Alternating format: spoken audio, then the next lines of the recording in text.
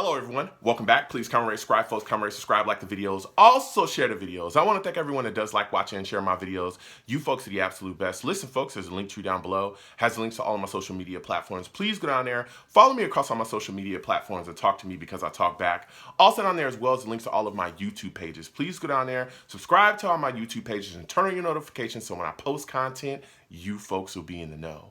Now with that said and done and put to the side, I've come to talk to you folks today about Zach Wilson and my expectations for Zach Wilson this upcoming season. Now, let me tell you something. With a lot of the things that we've done, okay, with the way that Joe Douglas has been working this offseason, expectations have been raised. You know, I think across the board for this football team.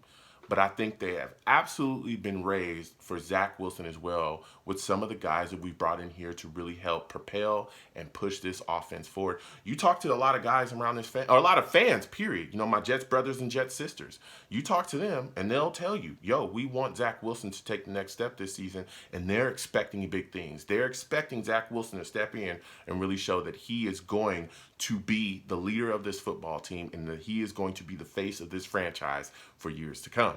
Okay, I'm telling you, and I get it because like I said, we've done so much this offseason to really bolster this roster and really bolster the offense as well to build behind him and lead him, help lead him, to more success. So first I want to start with Zach Wilson, kind of getting a look at what we saw last season. Of course, it was rookie season last year, and there was some ups, but there were some downs.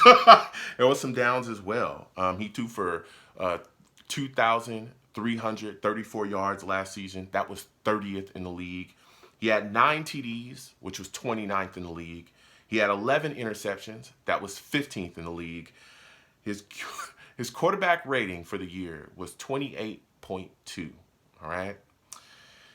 NFL.com ranked him the 32nd quarterback out of all the quarterbacks in the league. All right. A lot of people constantly talked about him being dead last, so on and so forth. Now, there was a lot of struggles, particularly early in the season. Oh my goodness, this offense struggled early in the season, but he struggled a lot as well because, he was kind of getting his feet underneath himself as a rookie. But there was also a rough start because he was getting hit a lot early in this season, right? There was a lot of issues with the offensive line. Started out against Carolina. He got sacked 6 times against Carolina. We also saw the sacks kind of turn into interceptions as well, right? We saw the rushing, not seeing ghosts like Sam Darnold, but you could see he was antsy in the pocket, right? 6 sacks against Carolina led to an interception. He had 4 sacks against New England. He also threw 4 interceptions in that football game. 5 sacks against Denver, which also led to 2 interceptions, so on and so forth. We saw the hits and the toll that it was taking on him. He was taking shots. In that game against Carolina, he got sacked 6 times, but he got hit so much in that game, it was insane. There was a lot of hits that he took early in the season that, honestly, we did not think that he was going to get up from. And that led to a lot of issues for us offensively. Extremely slow starts where our offense would just come out and look like it was just dead, like it was just sleepwalking out there. We could not do anything. We couldn't score. We couldn't put together any kind of drives. And we saw a lot of inaccurate throws with Zach Wilson and his issues early, right? We saw a lot of issues with him, being able to properly throw the football to guys that were, in the flats, guys, screens. He was missing guys that were like wide open in the flats, guys wide open, ready for a screen pass. It was either in the dirt, it was over his head. It was just wildly inaccurate because of these issues, right? But what we saw out of Zach Wilson was, the short throws were inaccurate. Sometimes the immediate stuff was inaccurate. But we saw a guy that wanted to be a gunslinger, and he wanted to push the ball down the field. That's what we saw as well, right? The flashes that we saw out of Zach Wilson was the arm strength, right? I remember we watched, we all watched the game. I watched it with the Savages during the year. Salutes to all the Savages. We're sitting back watching that game against Tennessee. And let me tell you something. He broke outside and waved Corey Davis down the field and chucked that football down the field. And it was like, wow, and it's caught for a touchdown. We saw him try to push the football down the field so much that year, it was insane. And often when he would try to push the football down the field, it was in a space that you didn't want him to do that. But he is so comfortable with doing that because he trusts his arm so much, and he did a lot of that at BYU. It put our offense into a lot of bad spaces, right? So what you saw out of the coaches was Saleh came out, even Mike LaFleur talked about it a little bit, but I remember Saleh coming out and saying, listen, we sat Zach down and we've told him, look, You got to start making the boring plays, okay? Those little, passes in the flats, the short and intermediate stuff. Make sure you make those plays, because if all you're trying to do is push the ball down the field, it's not going to work. Like, you got to make the boring plays.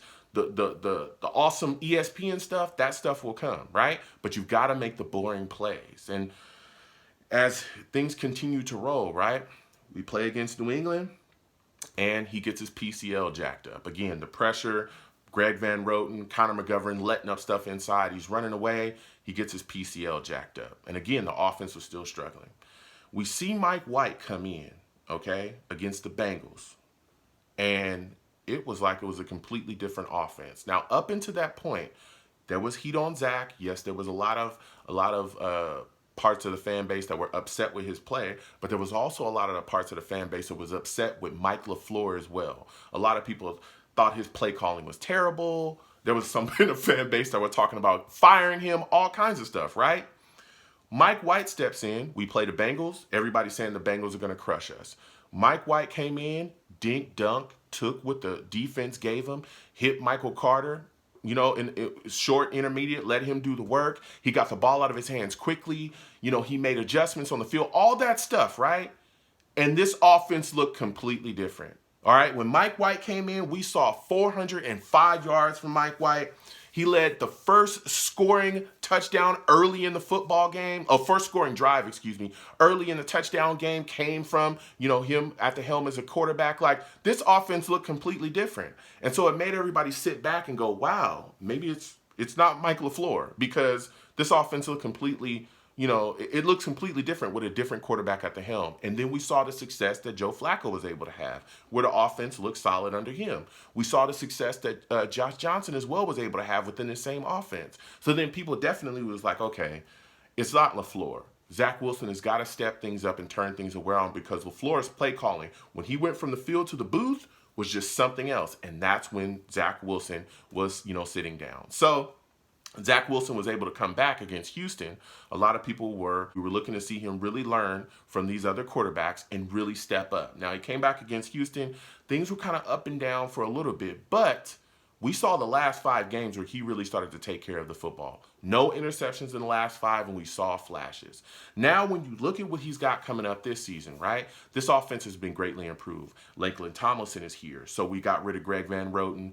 That center guard combo is not going to let up a lot of pressure with you. Here's Lakeland Tomlinson, one of the better guards in the league. You got protection. We bring in CJ Uzama. We also bring in Conklin as well, 2 tight ends that are going to be able to catch the football. We haven't got tight end production here in years, right? In years. Well, now you got 2 solid tight ends that can not only catch the football and be a relief valve, they can also run block as well, which is going to help your offense too. Then you look at the situation where we got going on in wide receiver. Corey Davis, Elijah Moore coming back, right? Braxton Berrios coming back. We just drafted Garrett Wilson, who's going to be one of the better young wide receivers in this league. I'm telling you, he's got it. Then you look at Michael Carter coming back. Breece Hall also being drafted. We got this 2-back tandem is going to eat up the league. This is going to be big stuff for Zach Wilson going forward. And this is what Joe Douglas did, invested in his guy once again to help propel him forward, right? Zach Wilson has tons of weapons here. Tons of weapons and a greatly improved offensive line. Because, again, we got Mekhi Becton coming back as well. It's looking like he's going to be phenomenal and healthy this year. That's going to be big for Zach. And a lot of people are expecting big things because of the turnaround that we've seen with personnel here, okay? Now, I'm looking at it like this. I'm thinking that Zach Wilson this year could be a top 15 quarterback in this league.